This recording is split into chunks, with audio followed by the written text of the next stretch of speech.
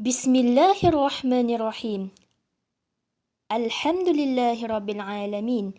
Wassalatu wassalamu ala ashrafil anbiya'i wal mursalin. Wa ala alihi wa sahbihi ajma'in. Amma ba'd. Assalamualaikum warahmatullahi wabarakatuh. Nama saya Nurul Hamizah binti Hibni.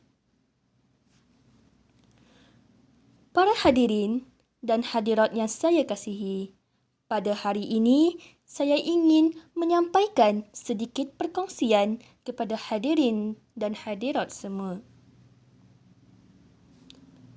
Tajuk perkongsian yang akan saya kongsikan ialah ujian tanda Allah sayang.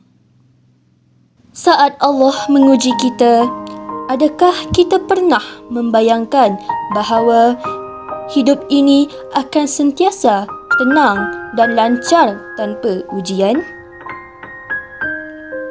Bukankah Allah ada berfirman dalam surah Al-Ankabut ayat 2 hingga 3 yang bermaksud, patutkah manusia menyangka bahawa mereka akan dibiarkan dengan hanya berkata, kami beriman, sedang mereka tidak diuji? Dan demi sesungguhnya kami telah menguji orang-orang terdahulu daripada mereka.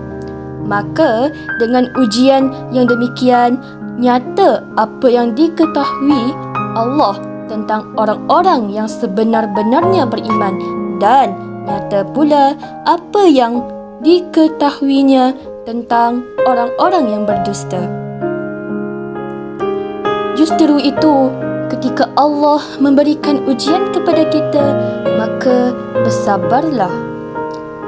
Janganlah kita terus hanyut dalam kekecewaan dan kesedihan. Kerana ketika Allah telah memberikan ujian itu kepada kita, maka itu petanda Allah telah memilih kita. Dan Allah yang alim, yang maha mengetahui, tidak akan pernah menguji kecuali Dia yakin dan tahu bahawa kita mampu melaluinya. Allah tidak akan sekali-kali menitipkan ujian pada insan yang tidak mampu menanggungnya. Sabar memang susah, tapi pengakhirannya pasti indah. Firman Allah dalam surah Al-Baqarah ayat 155 hingga 157 yang bermaksud, dan kami pasti akan menguji kamu dengan sedikit ketakutan dan kelaparan, dan dengan berlakunya kekurangan dari harta benda dan jiwa serta hasil tanaman. Dan sampaikanlah khabar gembira kepada orang-orang yang sabar, iaitu orang-orang yang apabila ditimpa musibah, mereka berkata, sesungguhnya kami milik Allah dan kepadanya lah kami kembali. Mereka itu ialah orang-orang yang dilimpahi dengan berbagai-bagai kebaikan dari Tuhan mereka serta rahmatnya. Mereka itulah orang-orang yang dapat petunjuk hidayahnya. Akhir kata, ujian yang sebenarnya kita anggap pahit, itulah penawar. Semakin besar ujian diberikan kepada kita, semakin besar kasih sayang Allah kepada kita. Kerana itulah kita perlu yakin setiap apa yang ditetapkan oleh Allah pasti ada hikmahnya tersendiri, dan kita pasti mampu mengharunginya. Seperti mana firman Allah dalam surah Al-Baqarah ayat 286, La yukallifullahu nafsan illa wus'aha, yang bermaksud Allah tidak membebani seseorang melainkan sesuai dengan kesanggupannya.